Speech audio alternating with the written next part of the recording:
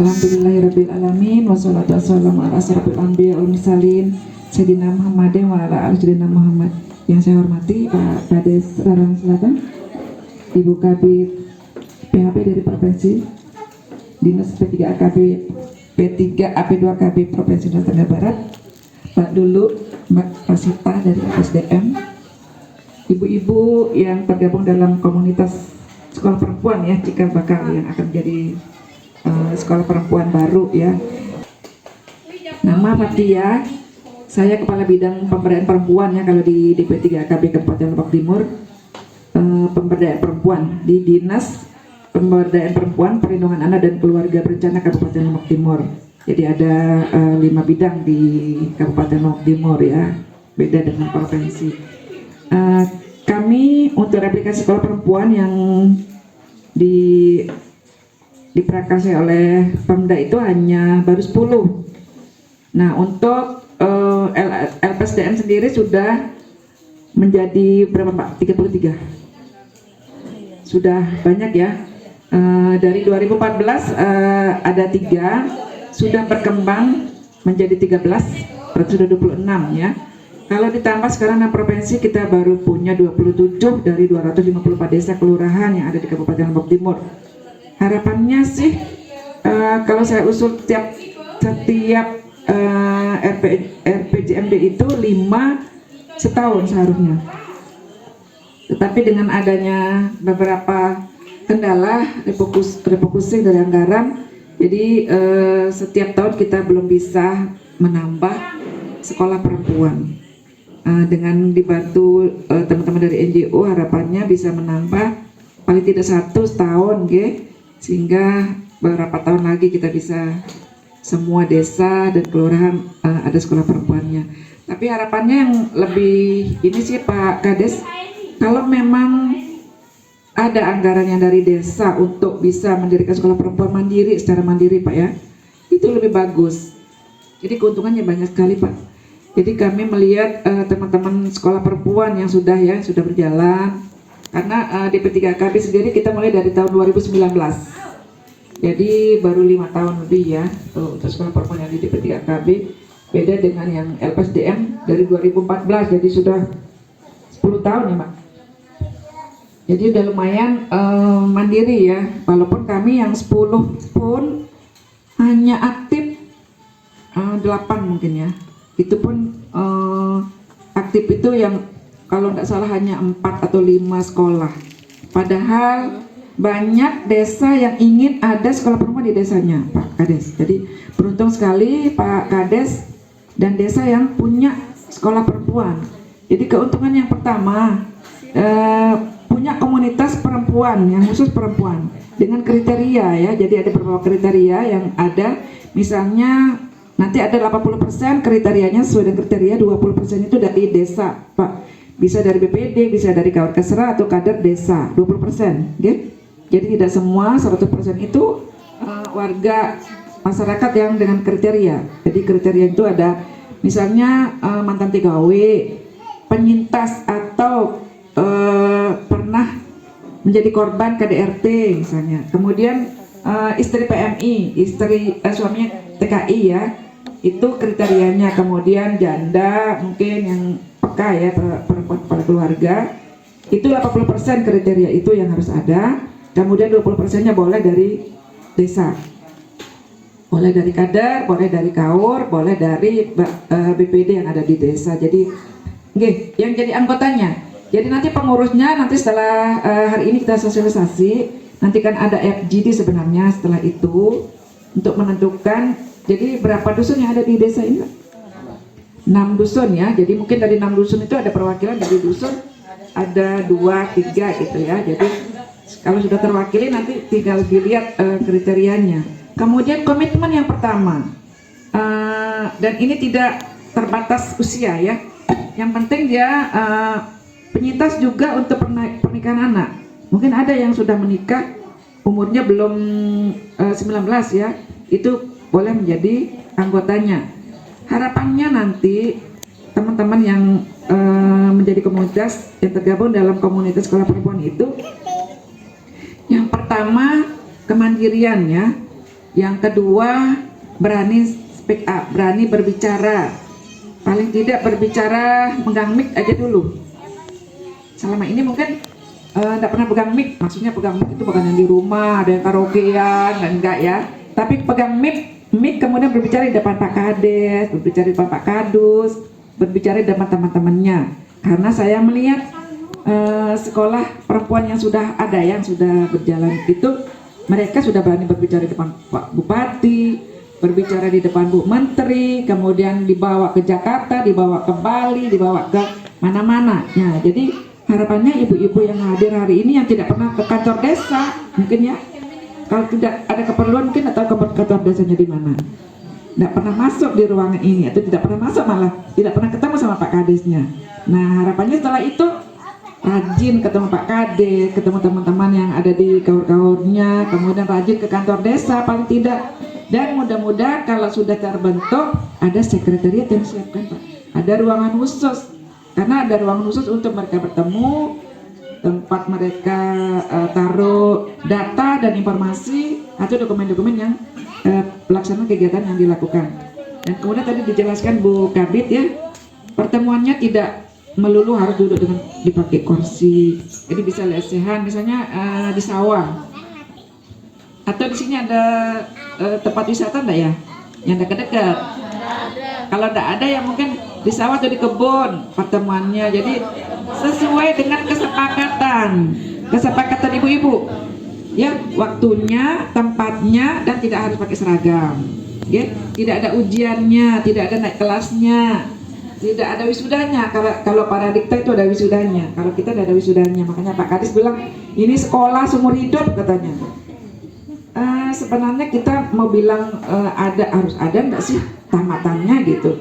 Kalau di LPSDM itu sudah ada, misalnya kalau udah mandiri ya, enggak mereka keluar, tapi mereka merekrut lagi komunitasnya yang baru, tambah dari anggota yang baru.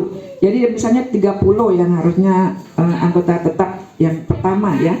Setelah berkembang ternyata mereka sudah mandiri, banyak yang ingin ikut bergabung, jadi bertambah. Jadi tidak berkurang tetapi bertambah malah, karena antusias dari masyarakat yang peduli ya, bahwa ternyata kok enak ya di sana, bisa kita dapatkan ilmu gratis gitu.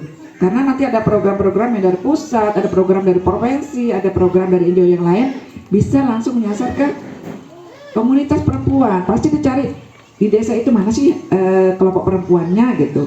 Karena kalau ada bantuan misalnya yang seperti tadi Bu Kabit jelaskan, ada mau kasih panci atau mau kasih sugon gitu kan, nah mungkin ngasih ibu A, ibu B kan, pasti cari ini mana sih kelompoknya gitu, pasti dicari kelompoknya.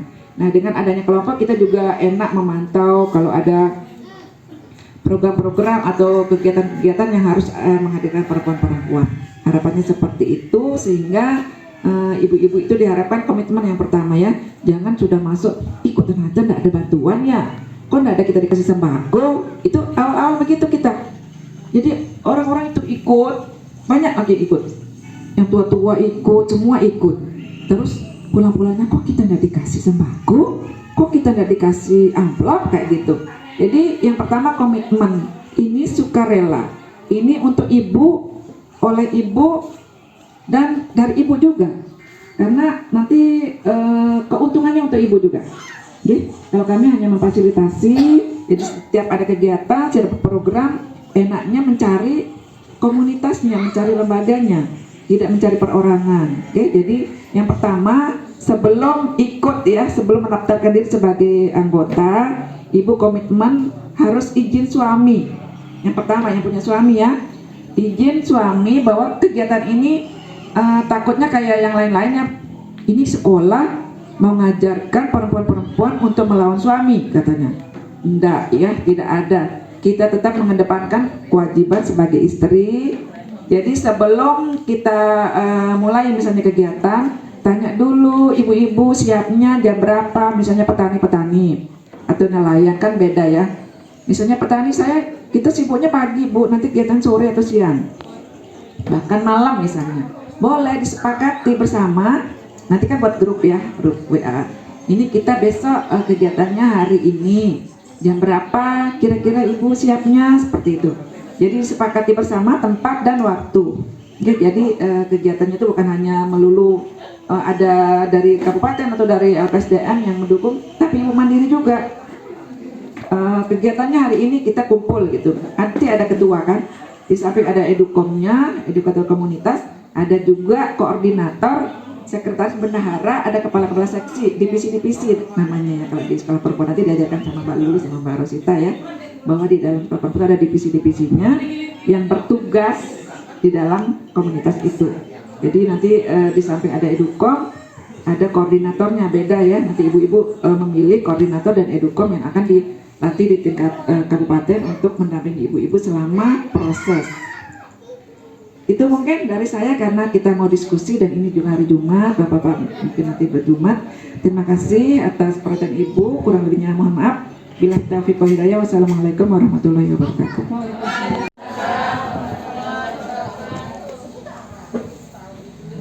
Nama saya Siti Hasanah dari Dusun Jeruk, Desa Larang Selatan. Mau mempertanyakan masalah anggota untuk sekolah perempuan ini. Permasalahannya di sini adalah kita mau mengajak di bawah umur kan, pernikahan anak atau yang putus sekolah.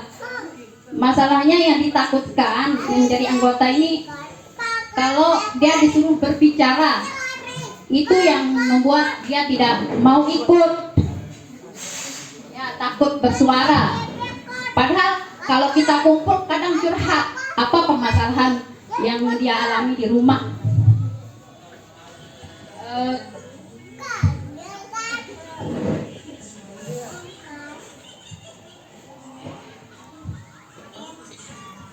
Di sini juga ada masalah masalah ada yang ikut dalam anggota sekolah perempuan sudah masuk di sini, tapi saya ditanya apa nanti kalau kita ikut, enggak ditanya apa umur berapa kita kawin gitu udah berapa kali, itu yang dia takutkan. Tapi kemarin saya sudah jelaskan, enggak kok, saya bilang cuma yang perlu aja ditanyakan. Cuma itu mungkin yang bisa saya sampaikan. Assalamualaikum warahmatullahi wabarakatuh. Ya, nama saya Husnawati dari Dusun Dasan Bage. Saya juga sebagai BPD di sini perwakilan wilayah Dasan Bage. Ada sedikit yang saya sampaikan, hanya harapan yang akan kami sampaikan. Harapan kami dengan terbentuknya sekolah perempuan ini, kami ingin memajukan ekonomi masyarakat. Dan kebanyakan besar di wilayah Larang Selatan ini penghasilannya dari anyaman bambu, malah 90%. Masyarakat yang ada di Larang Selatan ini mengelola atau menganyam bambu. Tapi yang jadi masalahnya bagi masyarakat, pemasarannya yang agak kurang, tidak sesuai dengan lelah mereka. Bayangkan dari pembelian bambu, dari menganyam sampai dijual ya, bahan bakunya sampai dijual ke pasar itu tidak sesuai sama apa yang lelahnya sama hasilnya. Bayangkan satu nyiru itu dihargakan 10.000, sedangkan dari bahan bakunya aja udah satu bambu itu 10.000. Terus harga jualnya 10.000, belum dihitung lelahnya, belum dihitung waktunya sampai berminggu-minggu baru jadi. Itu yang kami harapkan supaya ada peningkatan dari penjualan masyarakat, supaya ada mata pencaharian yang tetap untuk menghasilkan ekonomi keluarga bagi sekolah perempuan tentunya. Hanya itu. Assalamualaikum warahmatullahi wabarakatuh.